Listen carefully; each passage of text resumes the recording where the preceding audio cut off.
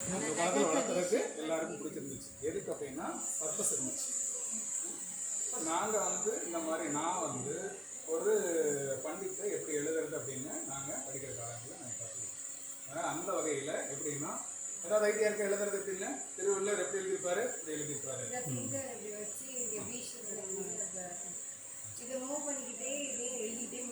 சரி okay correct. அவங்க சொல்கிறது ரைட்டு.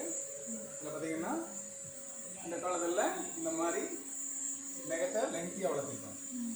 லெங்க்தியாக வளர்த்து இந்த வளர்த்துற நெகத்தில் ஒரு ஹோல்ஸ் போட்டுக்கலாம். அந்த ஹோல்ஸ் போட்டுக்கிட்டால் இந்த எழுத்தாணி அதில் விடும்போது உங்களுக்கு ஸ்லிப் ஆகாது. இங்கேயும் இந்த கை தான் எழுதுமா? அது எழுதாது. இந்த எழுத்தாணியை வந்து இந்த கை பிடிச்சிக்கும். இது எழுதுறது உங்களுக்கு எல்லாமே பார்த்தீங்கன்னா இந்த பெருவிரல் இதுதான் உங்களுக்கு. இப்போ டைப் ரைட்டிங் ஸ்லிப் எத்தனை பேர் பார்த்துருக்கீங்க? கொஞ்சம் அவுட் ஆஃப் இதாக ஆயிடுச்சு. அதே மெத்தேடு தான் இந்த உங்களுக்கு இந்த ஓலைச்சுவடிகள் எழுதுகிற காலங்களில் பயன்படுத்துது. இப்போ பார்த்தீங்கன்னா நவந்து போயிட்டே இருக்குது. இப்போ நோட்டு வந்து டேபிள்லேயே இருக்குது, நம்ம கை நவந்து போய் எழுதிட்டே இருக்குது. அந்த காலத்தில் நோட்டு நவருது, அந்த காலங்களில் கை அங்கேயே இருக்குது. என்ன பண்ணுவாங்க வச்சுப்பாங்க. அதே மாதிரி ரெண்டாவது சொன்ன மாதிரி அதுக்கு பிறகு என்ன பண்ணியிருக்காங்க, ஒரு வி ஷேப் மாதிரி நெகத்தை கட் பண்ணிப்பாங்க. வி ஷேப் மாதிரி பண்ணிட்டா அதுலேயும் உங்களுக்கு ஸ்லிப் ஆகும். இது பண்ணிக்குவாங்க. இந்த கை பிடிச்சிக்கும், இது இதில் இருக்கும். பின்னாடி உங்களுக்கு சப்போர்ட்டுக்கு இந்த கை இருக்கும். எழுத எழுத கை வந்து பழக்கத்தின்படி நவுத்திக்கிட்டே இருக்கும். எழுதி முடிச்சோடனே தெரிஞ்சிருமா இது என்னென்ன? இந்த காலங்களில் அப்படி இல்லை. அந்த ஓலை வந்து பதப்படுத்தின டைமில் பார்த்தீங்கன்னா ஒரே அந்த எழுத்து என்ன எழுதியிருக்கீங்கன்னே தெரியாது. எப்படி படிச்சிருப்பாங்க? இதெல்லாம் உங்களுக்கு விசிபிளாக தெரியுது. எப்படி ஏதோ ஒரு ஐடியா இருக்கா? என்ன பூசுவாங்க? கரிசாலை சாறு இந்த மாதிரி மூலிகை சேர் எதாவது பயன்படுத்தியிருப்பாங்க. கருப்பு வர்றதுக்கு அது குறிப்பிட்ட கருப்பு காற்றுக்கு போட்டதுக்கப்புறம் கருப்பாக மாறும். எலிக்காய் சேர் எதாவது பண்ணியிருக்கலாம். மை மாதிரி எதாவது எழுதிக்கலாம். சரி எழுதி முடிச்சிடுறாங்க. இதில் தப்பு இருக்குதா இல்லையாங்கிறது தெரியாது. எக்ஸாம் பேப்பர் திருத்தின மாதிரி அந்த மையை அப்ளை பண்ணிங்கன்னா தெரிஞ்சிடும். தப்பு இருக்கிற மேன்ஸ்கிரிப்ட்லாம் இருக்குதா அப்படின்னா இருக்குது.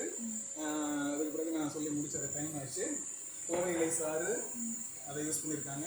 விளக்கு கறி இந்த ரெண்டையும் மிக்ஸ் பண்ணி உங்களுக்கு அங்கே அப்ளை பண்ணும்போது நீங்கள் எழுதுகிற பகுதிகளில் அந்த சாறை வந்து படியும் போது எழுத்து வந்து ஈஸியாக உங்களுக்கு தெரியும். இதுதான் அது நேச்சுரலான ப்ரொடக்ஷன். உங்களுக்கு கோவை இலை, அப்புறம் அந்த ஊமத்தை இலை, அதை நான் போர்டுக்கு எல்லாமே யூஸ் பண்ணிட்டு இருப்பாங்க. ஆமாம் நாங்கள் அடி வாங்குவோம். அது ஒழுங்காக பூசையோட வார அடி வாங்குவோம். அடி நிறைய வாங்க ஸ்கூலில். அடிப்படையான செய்திகள் நிறைய பேர் இருக்குங்காட்டி தவிர்க்க முடியாத சூழல்ல நிறைய விஷயம் சொல்ல முடியல. வாய்ப்புகள் இருந்தால் இல்லை ரொம்ப அருமை அருமை. என்ன நல்லா கற்றுக்க வேண்டியது இருக்குது. நிறைய கற்றுக்க. ஏதாச்சும் டவுட் இருக்கா உங்களுக்கு? நிறைய இருக்குது. அது நேரம் இல்லை. 3 நாள் இருக்கும்.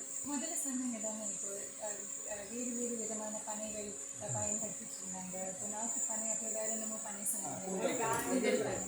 அப்புறம் எந்தெந்த மாவட்டங்கள்ல தமிழ்நாடு ஒரு விரிவான இடம் இல்லையா? ஆனால் எந்தெந்த மாவட்டங்கள்ல என்ன மாதிரி பனை யூஸ் பண்ணிருப்பாங்க? நார்மலாக பார்த்தீங்கன்னா தமிழ்நாட்டை பொறுத்த வரைக்கும் உங்களுக்கு நாட்டு பனை அதிகமாக பயன்படுத்தும். இது வந்து உங்களுக்கு நான் சொன்னது கூந்தல் ஸ்ரீதாரம். இதோடைய லீஃப் பார்த்தீங்கன்னா தின்னாக இருக்கும். இந்த லீஃப் பார்த்தீங்கன்னா திக்காக இருக்கும். இது உங்களுக்கு அகலம் கிடைக்கும், இதில் அகலம் வராது. இதுதான் அதோடைய ஜென்ரலான. ஒரு சந்தேகம் கேட்கலாமா? இந்த செப்பேடுன்னு சொல்கிறாங்க. இப்போ இதிலிருந்து மாறுபட்டதே செப்பேடு இல்லையா? உலகத்தில் எழுதப்படுறாங்க. அதை எப்படி எழுதியிருப்பாங்க? அதை நான் உங்களுக்கு சொல்கிறேன். எனக்கு நீங்கள் இதில் இன்னும் எனக்கு தெரிஞ்சுக்கணும் அப்படின்னு விருப்பப்பட்டீங்கன்னா நீங்கள் உங்களுக்கு சொன்னீங்கன்னா நான் படிக்கிறேன். உங்களுக்கு முழுமையான ஒரு இது வந்து நான் பவர் பாயிண்ட் ப்ரெசன்டேஷனோட கொஞ்சம் வெளியே இருக்கங்காட்டி சிரமத்தை பொறுத்து கொண்டு அடுத்தவங்களையும். நன்றி நன்றி நன்றி நன்றி. வணக்கம் வணக்கம் வணக்கம் வணக்கம் வணக்கம்.